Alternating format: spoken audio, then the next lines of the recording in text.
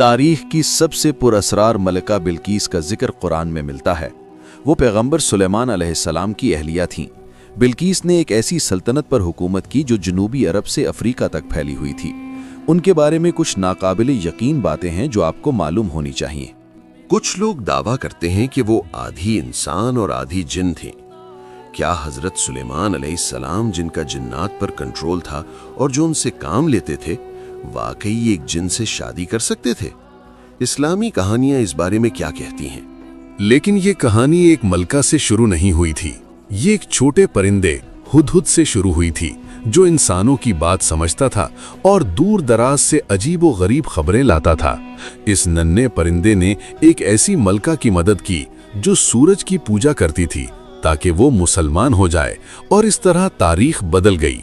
हमारे channel SA religious voice को subscribe करना ना भूलें ताकि आप इस तरह की मजीद वीडियोस देख सकें। अगर आप तैयार हैं तो आइए शुरू करते हैं। हम आपको बेहतरीन किस्से सुनाते हैं इस कुरान के जरिए जो हमने आपकी तरफ वही किया, हालांकि आप इससे पहले बेखबरों में से थे। सूरह यूसुफ आयत नंबर 3। सिपाही जमा हो चुके थे और अपने लीडर और पैगंबर सुलेमान अलैहिस्सलाम के मुआयने का इंतजार कर रहे थे। ये तारीख के दिलचस्प तरीन लश्करों में से एक था। ये लश्कर इंसानों, जिन्नात, परिंदों और दीगर जानवरों पर मुश्तमिल था। यहाँ तक कि हवाएं भी हजरत सुलेमान अलैहिस्सलाम को वहां ले जाती थीं जहां वो जाना चाहते थे।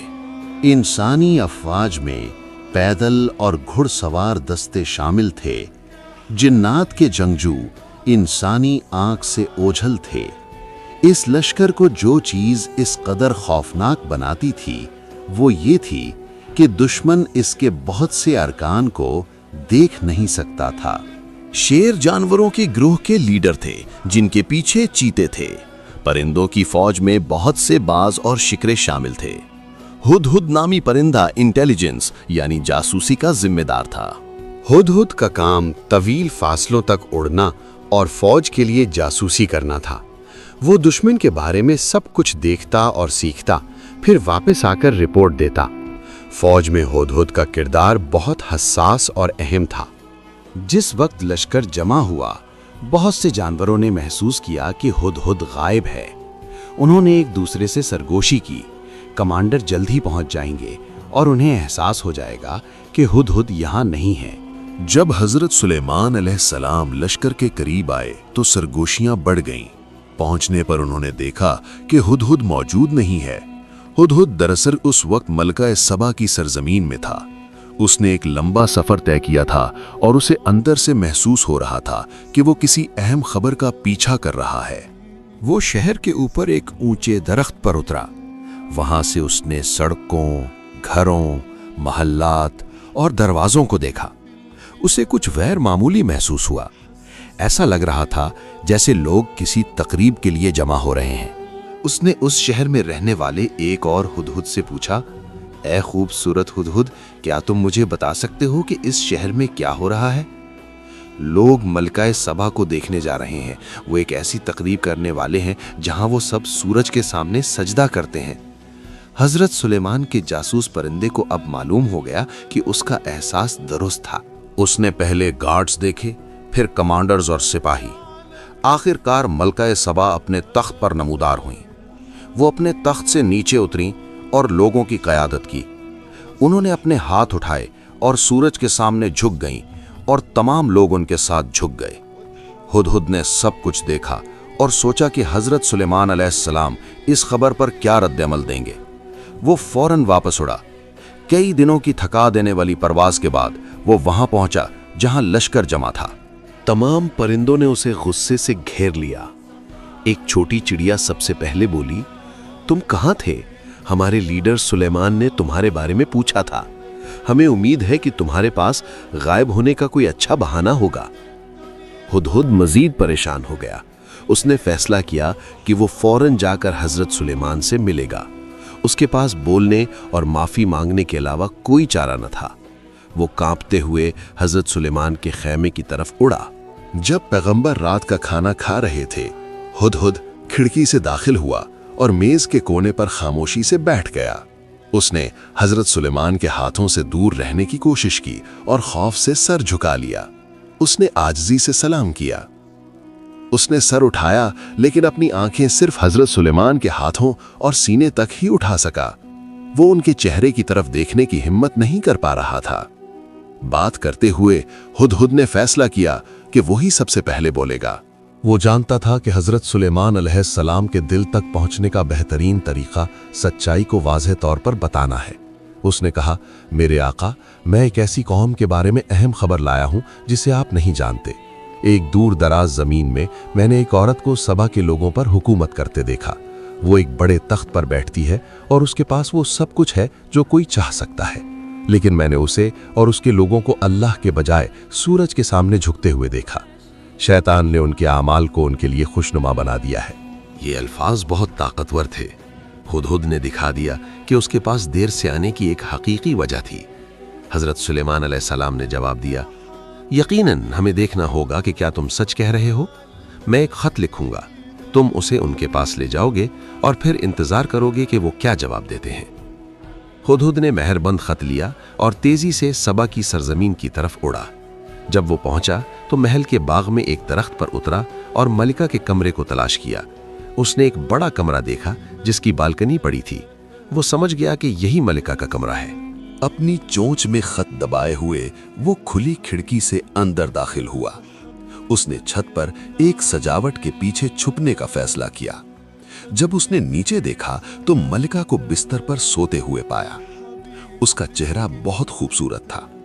उसकी खूबसूरती को देखते हुए उसे मलिका के लिए दुख भी हुआ कि इतनी खूबसूरती, दौलत और ताकत रखने के बावजूद वो सूरज के सामने क्यों झुकती है। उसने सोचा, शैतान ने उन्हें बेवकूफ बनाया है। उसने उन्हें अल्लाह के अलावा किसी और की इबादत में लगा दिया। फिर उसने सोचा कि अगर हजरत सुलेमान अलैहिस्सलाम का लश्कर सबा के लोगों से लड़ता है तो नतीजा वाज़ेह है। मलिका मजबूत है, लेकिन वो पैगंबर के लश्कर को शिकस्त नहीं दे सकती। हुदहुद ने सोचा, क्या मुझे खत अभी गिरा देना चाहिए या उसके मुकम्मल जागने का इंतजार करना चाहिए। वो अभी सोच ही रहा था कि खत अचानक उसकी चोंच से फिसल गया और मलिका के बिस्तर पर जा गिरा। मलिका ने आंखें खोलीं और अपने सामने एक खत पाया। उसने जल्दी से इधर उधर देखा, लेकिन कोई नजर ना आया। खौफजदा होकर उसने खत खोला और खामोशी से पढ़ा। ये पैगाम सुलेमान की तरफ से है, अल्लाह के नाम से जो रहमान और रहीम है। मैं तुम्हें एक अल्लाह पर ईमान लाने की दावत देता हूँ। मेरे सामने तकब्बुर न करो, मेरे पास आओ और सरे तस्लीम खम कर दो। मलिका गुस्से में आ गईं और दोबारा इधर उधर देखा कि खत कौन लाया है। जब कोई नजर न आया तो उसका गुस्सा बढ़ गया। उसने गार्ड्स को बुलाया और कहा, किसकी हिम्मत हुई मेरे कमरे में आने की, ये किसने किया। गार्ड्स हैरान रह गए। उन्होंने बताया कि कमरे में कोई दाखिल नहीं हुआ। उन्होंने कसम खाई कि वो अपनी तलवारें हाथ में लिए हमा वक्त चौकस थे। मलका बल्कीस चिल्लाई, फिर ये खत कहां से आया। जब उसने खत हाथ में पकड़ा तो गार्ड्स अंदाजा लगाने लगे, लेकिन किसी ने किसी को आते नहीं देखा था। मलिका बल्कीस ने फौरन अपनी कौंसिल का हंगामी इजलास बुलाया। मलिका ने कहा, ऐ मेरे मुशीरो, मुझे एक बहुत अहम खत मिला है। ये सुलेमान की तरफ से है। वो रहमान और रहीम अल्लाह के नाम से शुरू करता है और कहता है कि बगैर किसी गुरूर के मेरे पास आ जाओ। तुम्हारा क्या ख्याल है। एक मुशीर ने कहा, इसका मतलब है कि शाह सुलेमान हमें जेर करना चाहता है। ये जंग की दावत लगती है, आइए लड़ते हैं। एक और ने कहा, हम ताकतवर हैं, आइए उसे अपनी ताकत दिखाते हैं। ज्यादातर अरकान जंग के हक में थे, लेकिन एक अक्लमंद मशीर ने पूछा, वो कासिद कहाँ है जो खत लाया। वही हमें सुलेमान के असल इरादे समझने में मदद दे सकता है। मलिका ने जवाब दिया कि वो नहीं जानती, खत उसे बिस्तर पर मिला था। मशीर ने बात जारी रखी, ये थोड़ा खौफनाक है। अगर सुलेमान बगैर किसी कासिद के इतने अजीब और ताकतवर तरीके से खत भेज सकता है तो कौन जानता है कि वो जंग में कितना मजबूत होगा। इसलिए हमें इंतजार करना चाहिए। फिर मलका बल्कीस बोली, जब बादशाह किसी जमीन पर हमला करते हैं तो वो सब कुछ तबाह कर देते हैं और इज्जतदार लोगों को जलील कर देते हैं। مجھے ڈر ہے ایسا ہی ہمارے ساتھ نہ ہو، اس لیے میری تجویز ہے کہ ہم قاصدوں کے ذریعے تحائف بھیجیں اور دیکھیں کہ کیا جواب ملتا ہے۔ کسی نے اعتراض نہ کیا، تجویز منظور ہو گئی۔ ہدہد نے ساری گفتگو سن لی اور وہاں سے اڑ گیا۔ اعلان ہوا کہ سونے اور جواہرات کا ایک شاندار تحفہ تیار کیا جائے۔ ان کا مستقبل حضرت سلیمان علیہ السلام کی مرضی پر منحصر تھا۔ کاریگروں نے دن رات کام کر کے ایک سونے کی ٹرے تیار کی، جس کے اطراف میں سونے اور جواہرات کے 2 بھیڑیے بنے ہوئے تھے۔ ملکہ خوش ہوئیں اور قاصدوں کو اسے لے کر جانے کا حکم دیا۔ انہوں نے اپنے ایک فوجی کمانڈر کو بھی بھیجا تاکہ وہ سلیمان علیہ السلام کی فوجی طاقت کا اندازہ لگا سکے۔ حضرت سلیمان علیہ السلام کو ہدہد کے ذریعے ملکہ کی میٹنگ کا پہلے ہی پتہ چل چکا تھا۔ جب ہدہد نے سرحد پر قاصدوں کا قافلہ دیکھا تو فوراً آ کر خبر دی۔ حضرت سلیمان علیہ السلام سمجھ گئے کہ ملکہ تحائف بھیج کر ان کے ارادے اور فوجی طاقت آزمانا چاہتی ہیں۔ حضرت سلیمان علیہ السلام نے حکم دیا کہ ان کے استقبال کے لیے فوج تیار کی جائے۔ ان کا مقصد تھا کہ ملکہ کے قاصد مجھ سے ملنے سے پہلے ہی اپنی شکست محسوس کر لیں۔ ملکہ کے قاصد اچانک ایک عظیم فوج کے سامنے آ گئے۔ وہ سپاہیوں کو گننے لگے، لیکن یہ دیکھ کر حیران رہ گئے کہ لشکر میں صرف انسان نہیں بلکہ شیر، چیتے، ہاتھی اور پرندے بھی شامل تھے۔ انہوں نے دیکھا کہ فوج ہوا کے ذریعے ایک جگہ سے دوسری جگہ جا سکتی ہے۔ یہ سب ان کے لیے ناقابل تصور اور دہشت ناک تھا۔ جب انہوں نے دیکھا کہ کچھ ہتھیار خود بخود حرکت کر رہے ہیں تو ان کا خوف بڑھ گیا۔ ایک افسر نے اطمینان سے بتایا، یہ صرف جنات کے سپاہیوں کا ایک چھوٹا گروہ ہے جو صبح کی ٹریننگ کر رہا ہے۔ قاصد صدمے میں تھے اور اب حضرت سلیمان علیہ السلام سے ملنے کے لیے بےتاب تھے، لیکن آپ نے براہ راست ملنے سے انکار کر دیا اور اپنے ایک کمانڈر کو بھیجا۔ افسر نے انہیں محل میں دوپہر کے کھانے کی دعوت دی۔ قاصدوں کو حضرت سلیمان علیہ السلام کی سلطنت کے جاہ و جلال کے سامنے اپنے تحائف پر شرمندگی ہونے لگی۔ جب افسر نے تحائف حضرت سلیمان علیہ السلام کے کمرے میں پہنچائے تو چند منٹ بعد وہ واپس لے آیا اور حضرت سلیمان کا پیغام دیا، کیا تم سمجھتے ہو کہ تم مجھے دولت سے متاثر کر سکتے ہو؟ اللہ نے مجھے جو دیا ہے وہ اس سے بہتر ہے جو تمہیں دیا گیا ہے۔ اپنے تحائف واپس لے جاؤ۔ اگر میں ایسی طاقت کے ساتھ تمہارے پاس آیا جس کا تم تصور بھی نہیں کر سکتے تو میں تمہیں تمہارے شہروں سے ذلت کے ساتھ نکال دوں گا۔ قاصد ڈر گئے اور پوچھا کہ سلیمان آخر چاہتے کیا ہیں؟ افسر نے جواب دیا، سلیمان صرف ایک چیز چاہتے ہیں کہ تمہاری ملکہ اور تمہارے لوگ ان کے سامنے سر تسلیم خم کر دیں۔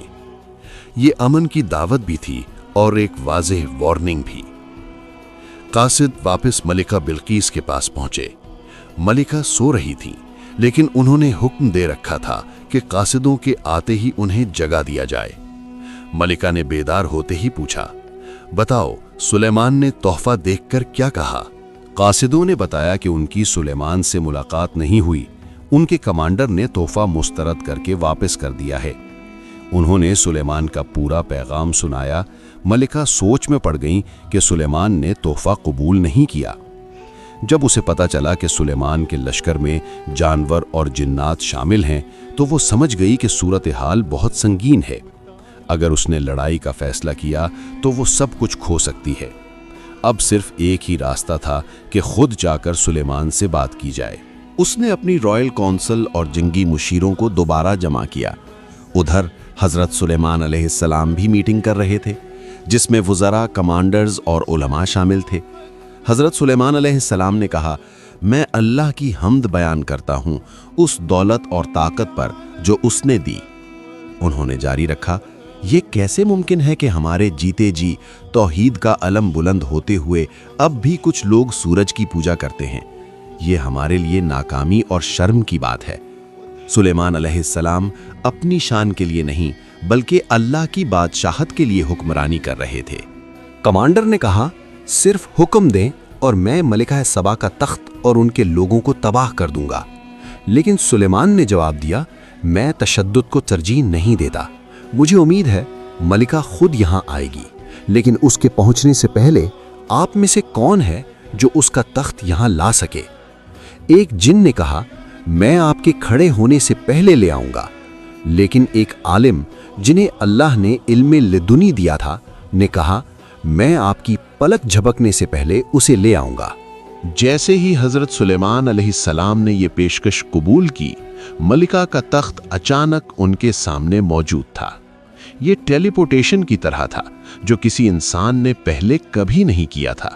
سب دنگ رہ گئے۔ سبا کے شہر میں ملکہ بلقیس نے مشیروں سے کہا آج ہمیں ایک مشکل صورتحال کا سامنا ہے۔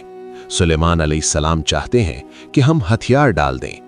مشیروں نے مشورہ دیا کہ ملکہ خود وہاں جائیں۔ ملکہ نے خطرہ مول لینے کا فیصلہ کیا۔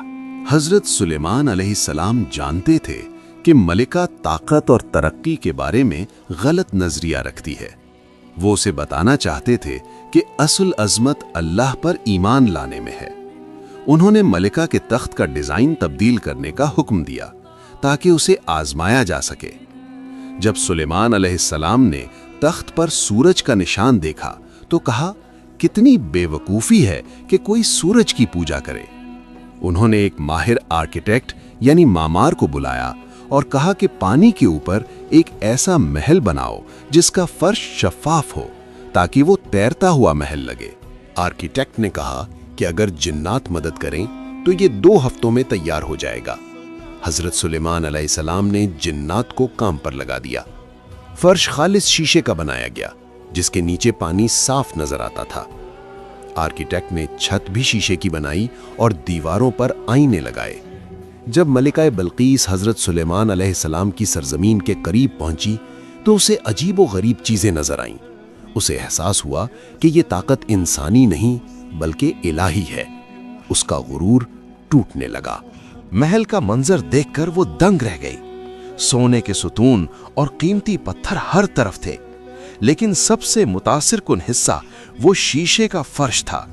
جب ملکہ بلقیس وہاں سے گزرنے لگی تو اسے لگا یہ پانی ہے۔ اس نے کپڑے گیلے ہونے کے ڈر سے اپنی پنڈلیاں ننگی کر لیں۔ پرانی روایات کے مطابق سلیمان نے یہ فرش ایک خاص وجہ سے بنوایا تھا۔ افواہیں تھیں کہ بلقیس آدھی جن ہے۔ حضرت سلیمان جانتے تھے کہ جنات کی ٹانگیں بالوں والی ہوتی ہیں، اس لیے انہوں نے یہ ٹیسٹ کیا تاکہ سچائی کا پتہ چل سکے۔